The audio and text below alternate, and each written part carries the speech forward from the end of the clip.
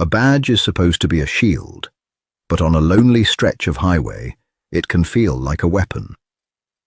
When a corrupt deputy illegally seized a young black man's car, he thought he was asserting his absolute dominance.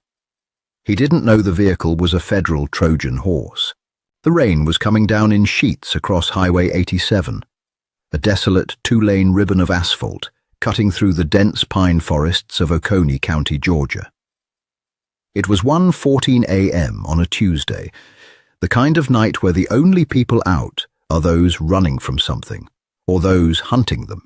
Kendrick Brooks gripped the leather steering wheel of his 2021 charcoal grey Dodge Charger, his knuckles slightly lighter than the rest of his deep brown skin. He was 32, a structural engineer by day, but tonight his profession didn't matter. Tonight he was playing a role carefully orchestrated by people with far more power than the local law enforcement. Kendrick checked his rearview mirror. Nothing but absolute darkness. The dashboard clock glowed a faint, clinical blue. Hidden beneath the sleek interior of the Charger was over $80,000 worth of federal surveillance equipment. There were pinhole cameras seamlessly integrated into the AC vents, a high-fidelity parabolic microphone hidden inside the dome light, and a military-grade GPS and encrypted cellular uplink welded beneath the floorboards. "Stay on the route, Kendrick," a voice crackled softly through a microscopic earpiece in his right ear. It was Special Agent Thomas Reed of the FBI's Public Corruption Task Force. Reed was sitting in a command center in Atlanta, 70 miles away, watching a glowing green dot move across his monitor. "I'm on it, Tom," Kendrick murmured, his voice barely rising above the rhythmic thud of the windshield wipers. "It's quiet out here. You sure they take this route?" "They patrol this stretch every night, looking for out-of-state plates or anyone they think they can squeeze," Reed replied. "Just drive the speed limit. Let them find you." For 3 years, the Oconee County Sheriff's Department had operated less like a law enforcement agency and more like a cartel. They were notorious for civil asset forfeiture abuse, pulling over out-of-town drivers, particularly minorities, claiming to smell narcotics and seizing their cash, vehicles and valuables without ever filing criminal charges. It was highway robbery with a badge. Kendrick knew this pain firsthand. 2 years ago, his younger brother had his life savings seized on this very road, money meant for a college tuition down payment.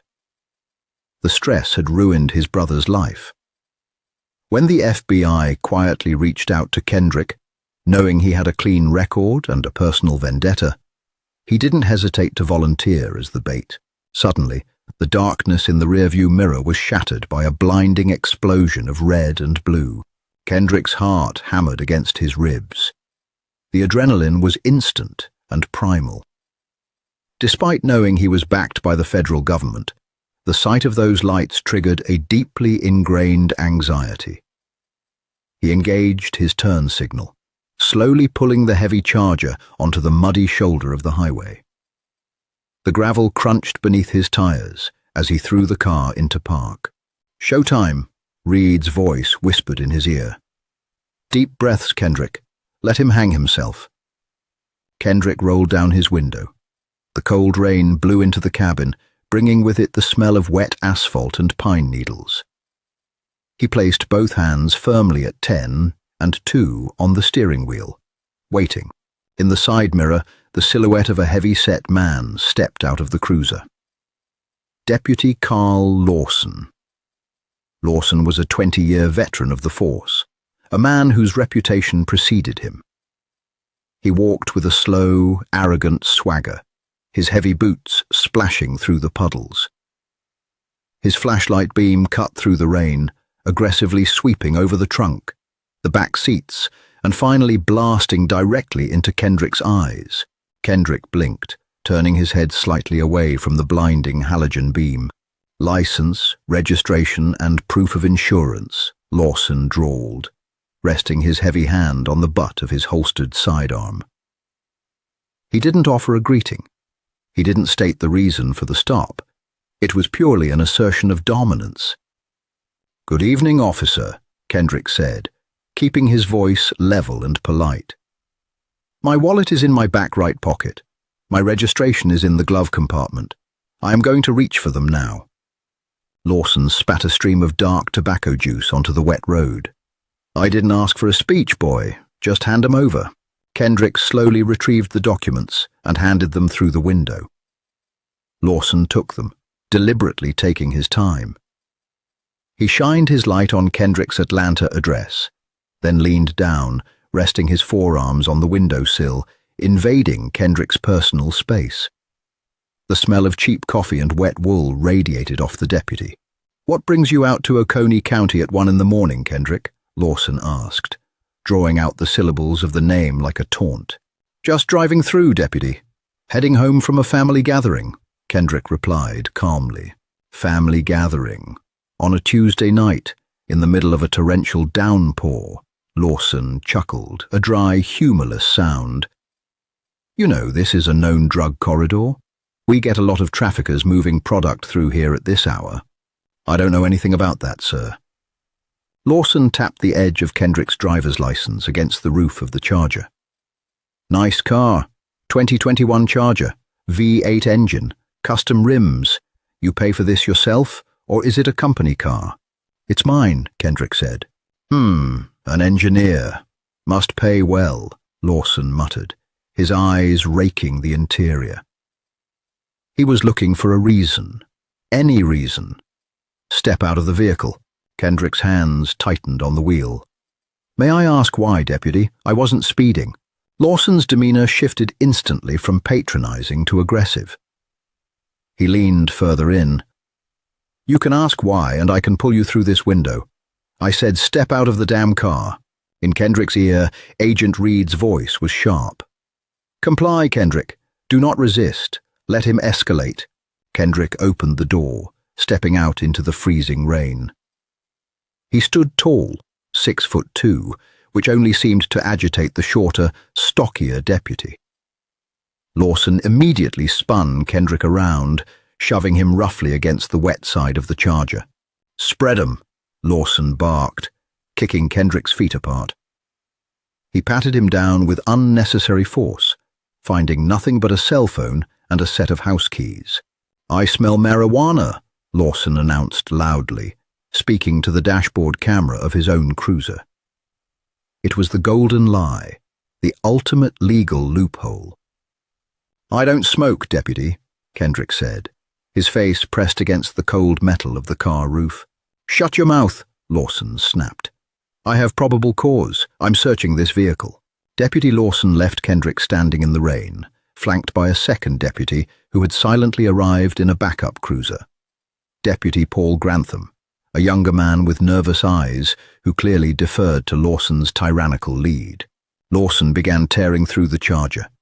He ripped the contents of the glove box out onto the floorboards. He pulled the back seats forward, shining his flashlight into the crevices. He popped the trunk, violently tossing Kendrick's gym bag and spare tire aside. He was desperate to find cash. The Oconee County Slush Fund thrived on untraceable currency seized from out-of-town drivers. After 10 minutes of frantic searching, Lawson slammed the trunk shut. He was soaked, breathing heavily, and visibly furious. He marched back over to where Kendrick was standing with Deputy Grantham. "Where is it?" Lawson demanded, getting inches from Kendrick's face. "Where is what, deputy?" "The money, the product.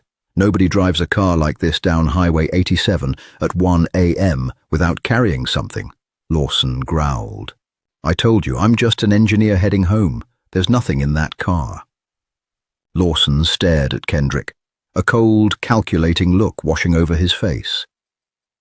The deputy's ego was bruised. He had committed to the narrative that Kendrick was a criminal, and walking away empty-handed in front of his junior partner was unacceptable. Lawson smirked, wiping the rain from his forehead. "You know what, Kendrick? I think these VIN numbers look tampered with. The dashboard plate looks scratched. "That's a brand new car," Kendrick said, a genuine note of incredulity in his voice. "The VIN is fine. I'm not a mechanic. I'm a law enforcement officer, and it looks suspicious to me," Lawson replied smoothly. "Furthermore, under the Oconee County suspicion of contraband statutes, I am seizing this vehicle pending a thorough forensic investigation." Kendrick locked eyes with Lawson. The rain beat down between them. "You're stealing my car." "I'm impounding evidence," Lawson corrected, a cruel smile playing on his lips. "Grantham, give the suspect a ride to the Shell station on Route 9. Let him call a cab back to Atlanta." "Wait," Kendrick said, stepping forward before Grantham could grab his arm. He looked Lawson dead in the eye, dropping the frightened civilian act for just a fraction of a second. "Deputy Lawson, I'm telling you man to man, you do not want to take those keys. Leave the car here, let me go, and we forget this happened." Lawson barked out a laugh. "Are you threatening a sworn officer of the law?" "I'm offering you a lifeline," Kendrick said quietly. "Put him in the cruiser, Grantham," Lawson sneered, turning his back. "I'm driving the Charger back to the yard. We'll strip it down tomorrow. If there's a false compartment in there, I'll find it." Kendrick offered no resistance as Grantham led him to the back of the second police cruiser. He slid into the hard plastic seat, the doors locking heavily behind him. Through the rain-streaked window, he watched Lawson climb into the driver's seat of the Charger. The engine roared to life, and the taillights faded into the stormy night. Grantham got into the driver's seat of the cruiser, avoiding Kendrick's eyes in the rearview mirror. They drove in silence for 20 minutes until Grantham pulled into a brightly lit, nearly abandoned Shell gas station. "Get out," Grantham said, unlocking the doors. "Consider yourself lucky you're not going to county lockup." Kendrick stepped out into the damp night air. The cruiser sped away, leaving him entirely alone under the flickering fluorescent lights of the gas station awning. He was soaked to the bone, stranded 70 miles from home, and his $80,000 car had just been stolen by a cop. He calmly walked into the convenience store. The solitary clerk behind the counter looked up, startled by the dripping wet man. Kendrick nodded politely, walked down the snack aisle, and pulled a secondary encrypted burner phone from his soaked jacket pocket, the one Lawson had missed during his sloppy pat-down. He dialed a single number. It rang twice. "I watched the whole thing on the feed," Agent Reed said.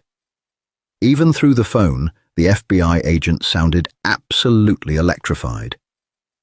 "Did he take it to the county impound?" Kendrick asked, grabbing a styrofoam cup and pouring himself some terrible gas station coffee. "No," Reed said, the sound of keyboard clacking echoing in the background. "That's the beauty of it, Kendrick. He didn't log the seizure with dispatch. He didn't take it to the sheriff's lot. He's taking it to a private warehouse off Interstate 20, the same warehouse we suspect the sheriff's department uses to fence stolen property and distribute narcotics." Kendrick took a sip of the bitter coffee, a slow smile spreading across his face. "So he took the bait. He swallowed the hook, the line, and the sinker," Reed confirmed. "Lawson thinks he just scored a free V8 Charger and whatever he thinks is hidden inside. He doesn't realize he just drove a live, federal wiretap directly into the heart of their criminal enterprise. We have audio and high-def video on 3 different angles right now. He's singing along to the radio, completely oblivious." Kendrick looked out the window of the gas station at the dark highway. Deputy Carl Lawson thought he had asserted his ultimate authority. He thought he had victimized another helpless citizen. "Keep the feeds rolling, Tom," Kendrick said softly. "Let's burn them to the ground." Deputy Carl Lawson drove the stolen Dodge Charger with the arrogant leisure of a king surveying his conquered lands. The rain continued to batter the windshield, but inside the plush, leather-bound cabin, Lawson was in his own private paradise. He turned on the heated seats, cranked up the classic rock station, and drummed his thick fingers against the steering wheel. 70 miles away, in the FBI's Atlanta field office, Special Agent Thomas Reed stood behind a bank of glowing monitors, flanked by 3 audio technicians and a tactical coordinator. The room was bathed in the harsh blue light of the screens. On the center monitor, a crystal-clear, high-definition infrared video feed showed Lawson's smug face, illuminated by the dashboard lights. "Audio is a 9 out of 10, Agent Reed," a technician whispered, sliding a volume fader up. "We have his breathing, the radio, everything. GPS shows him pulling off Interstate 20, taking a dirt access road." "That's the old logging route," Reed said, leaning over the console. "It leads straight to the abandoned textile mill on the county line. The sheriff bought it through a shell corporation 3 years ago." "Target vehicle is stopping," the tactical coordinator noted, tapping his earpiece. "Hostage rescue team is staging 2 miles out. They are standing by for your green light." On the video feed, Lawson killed the Charger's headlights. A massive corrugated steel door groaned upward, revealing a cavernous, dimly lit warehouse. Lawson drove the car inside, the tires squealing softly on the oil-stained concrete floor. The heavy steel door slammed shut behind him, plunging the warehouse into a sickly yellow glow cast by a few hanging halogen bulbs. Lawson stepped out of the car, slamming the door. The FBI's exterior pinhole cameras, hidden in the Charger's side mirrors, captured the entire room. It was a massive, illegal chop shop and staging ground. Stacks of stolen tires, stripped chassis of high-end SUVs, and crates of shrink-wrapped electronics lined the walls. Standing near a folding table covered in ledgers and brick-shaped packages was a tall, gaunt man wearing a silver star on his chest. Sheriff Emmett Rawlins. Beside him was a greasy mechanic in stained overalls holding a crowbar, a man known locally as Tucker. "Look what the cat dragged in," Rawlins drawled, his voice echoing in the cavernous space. The FBI microphones picked up every syllable with terrifying clarity. "I told you to lay low tonight, Carl. The state troopers have been sniffing around the highway." "Relax, Emmett," Lawson laughed, tossing the Charger's keys onto the folding table. "State boys are afraid of the rain. Besides, I caught a live one. Stupid city boy from Atlanta. Structural engineer, completely clean record. He practically handed me the keys, said he was just driving through." Rawlins walked around the Charger, letting out a low whistle. "Brand new, V8, custom trim. This is a $90,000 piece of machinery, Carl. You didn't log this with dispatch, did you?" "Do I look like a rookie?" Lawson sneered. "I called Grantham out to take the kid to the gas station. Grantham is too scared of his own shadow to say a word. As far as the county records show, this stop never happened." In the FBI command center, Agent Reed pumped his fist. "Got him. Conspiracy, grand theft auto, and falsifying official records. But wait, let them keep talking. We need the drug connection." "What do you think is in it?" Rawlins asked, patting the trunk. "Kid was driving way too careful. I'm betting there's a false floor in the trunk or a stash box behind the glove compartment. Probably carrying $100 grand in cartel cash," Lawson said, his eyes gleaming with greed. Rawlins turned to the mechanic. "Tucker, get the angle grinder. Strip the door panels first. If there's cash, we take our 70% cut, send 30 to the judge, just like last month, and we sell the chassis to the boys down in Miami." "Did you copy that?" Agent Reed barked at his recording team. "Loud and clear, sir," the lead tech replied, his fingers flying across his keyboard to isolate the audio file. He just implicated a sitting county judge in a racketeering enterprise. "It's a gold mine," Reed breathed. "This car is the greatest witness we've ever had." Tucker approached the Charger, a heavy pry bar in one hand and a high-powered flashlight in the other. He opened the driver's side door. "I'll start with the dash. Sometimes these city boys wire stash boxes to the AC controls." Tension spiked in the command center. "Agent Reed," the tactical coordinator warned. If he tears into the dash, he's going to find the uplink. He'll sever the camera feeds, and they might panic and torch the vehicle before we can secure the evidence. Hold the perimeter, Reed ordered, his eyes locked on the screen. Let them dig their own graves a little deeper. Inside the warehouse, Tucker wedged the pry bar beneath the plastic molding of the central air conditioning vent. With a harsh crack, the plastic snapped off. Tucker leaned in, shining his flashlight into the dark cavity behind the dashboard. The FBI camera captured Tucker's face, contorting in confusion. "Hey, Carl," Tucker muttered, his voice losing its casual drawl. "Get over here." Lawson marched over, a scowl on his face. "What? Did you find a brick?" "No," Tucker said, stepping back and pointing inside the dashboard. "I've been stripping cars for 20 years. I know what a Dodge wiring harness looks like. This ain't standard factory wiring." Lawson leaned into the car. He saw a thick, braided, military-grade coaxial cable running neatly alongside the standard electrical wires. It was zip-tied with surgical precision, routing upwards towards the dome light and downwards beneath the floorboards. Lawson's breath hitched. He reached out and tugged the thick black cable. "Follow it," Rawlins ordered, stepping up behind them, his hand instinctively dropping to his service weapon. "See where it goes?" Tucker grabbed a utility knife and violently slashed the expensive leather of the passenger seat, ripping the floor mat and the carpeting completely back. There, bolted directly to the steel chassis of the car, was a matte black steel lockbox. It had a blinking green light on the side and a silver metal placard welded to the top. Lawson dropped to his knees. His flashlight illuminated the placard.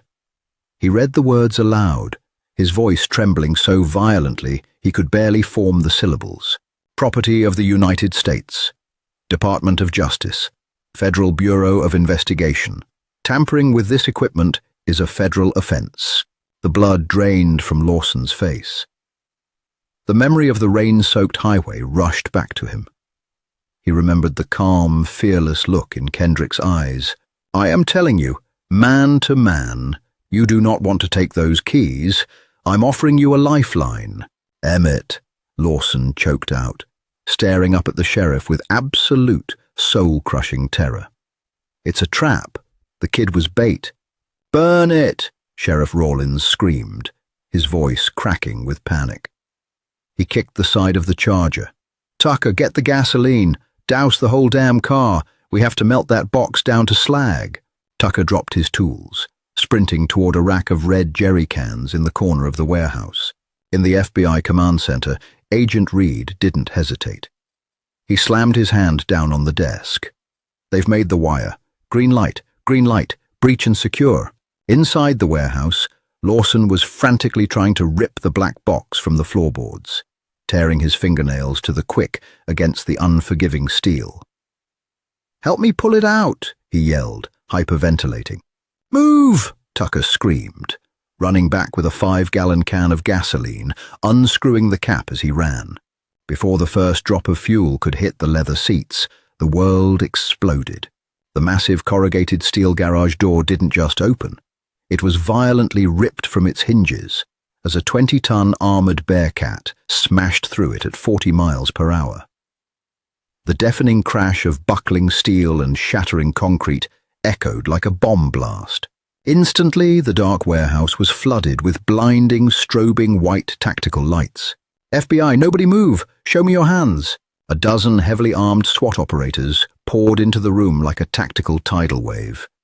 Their assault rifles raised, red laser sights cutting through the dust and exhaust fumes. Tucker dropped the gas can, throwing his hands in the air and falling flat on his face, screaming, "Don't shoot! Don't shoot!" Sheriff Rawlins froze, his hand hovering over his holstered pistol. 3 red laser dots instantly painted the center of his chest. "Draw that weapon, Emmett, and it will be the last thing you ever do." A booming voice echoed from a megaphone. Rawlins slowly raised his hands, his face a mask of bitter defeat. Lawson was still on his knees inside the open door of the Charger. He slowly turned his head. The warehouse was completely swarming with federal agents. They were securing the stolen cars, bagging the cash on the table, and handcuffing the sheriff. Agent Thomas Reed walked through the settling dust, wearing a navy windbreaker with large yellow letters spelling FBI across the back. He holstered his sidearm and walked calmly over to the charger. He looked down at Lawson, who was kneeling in the dirt, shaking uncontrollably. "Deputy Carl Lawson," Reed said, his voice cold and even. "I believe you took something tonight that belongs to the United States government." Lawson couldn't speak. He just stared at the federal agent, his mouth opening and closing like a suffocating fish. Two SWAT operators grabbed Lawson by his armpits, hauling him roughly to his feet and slamming him against the side of his own stolen prize. The cold steel handcuffs clicked tightly around his wrists. "You have the right to remain silent," Reed recited, leaning in close so only Lawson could hear him. "Although, considering we just recorded you and your sheriff confessing to grand theft, extortion, drug trafficking, and bribing a judge, I'd say you've already talked enough to earn a 30-year vacation in a federal penitentiary." As Lawson was being dragged toward a waiting transport van, a black SUV pulled into the warehouse behind the armored Bearcat. The door opened, and Kendrick Brooks stepped out. He was wearing dry clothes now, holding a steaming cup of coffee.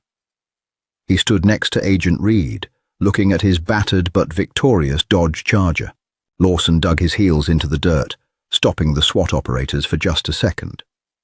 He stared at Kendrick, a mixture of pure hatred and disbelief contorting his face.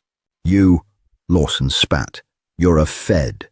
"No," Kendrick said, taking a slow sip of his coffee. "I told you exactly what I was. I'm a structural engineer." Kendrick took a few steps forward, closing the distance between him and the disgraced deputy. He looked Lawson directly in the eye, dropping his voice to a quiet, lethal register. 2 years ago, you pulled my little brother over on Highway 87. You claimed you smelled weed. You took $25,000 from him, money he saved for 3 years to go to college. You ruined his life because you thought you wore a badge that made you untouchable. Lawson swallowed hard, the color draining completely from his face as the realization hit him. This wasn't just a random sting operation. This was a targeted execution of his empire. "I offered you a lifeline, Carl," Kendrick said softly. "I told you to leave the car, but you just couldn't help yourself, could you?" Lawson hung his head, the fight completely draining out of him. He was shoved into the back of the federal transport van, the heavy doors slamming shut on his 20-year reign of terror. Within 48 hours, the Oconee County Sheriff's Department was dismantled. The FBI executed simultaneous raids on the homes of Sheriff Rawlins, Deputy Grantham, and the corrupt county judge implicated in the audio recordings. The slush fund ledgers found in the warehouse provided the DOJ with a roadmap to refund millions of dollars in stolen assets to hundreds of innocent victims, including Kendrick's younger brother. Lawson, facing RICO charges and eager to save himself, flipped on everyone. He detailed a decade of civil asset forfeiture abuse, effectively condemning his former colleagues to decades behind bars. A week later, Kendrick drove his charcoal-grey Dodge Charger back down Highway 87. The dashboard had been replaced, the custom wiring removed, and the passenger seat freshly reupholstered. The sun was shining through the pine trees, casting warm golden light onto the asphalt. He cruised past the exact spot where he had been pulled over. There were no police cruisers hiding in the shadows. There were no corrupt deputies waiting to prey on the innocent. The highway was just a road again, safe and clear. Kendrick smiled, turning up the radio, and drove on. The Oconee County takedown proves that absolute power corrupts, but the truth always finds a way to step into the light. What did you think of Kendrick's incredible bravery and the FBI's brilliant trap? Have you ever heard of a corrupt cop getting instantly served with karma like this?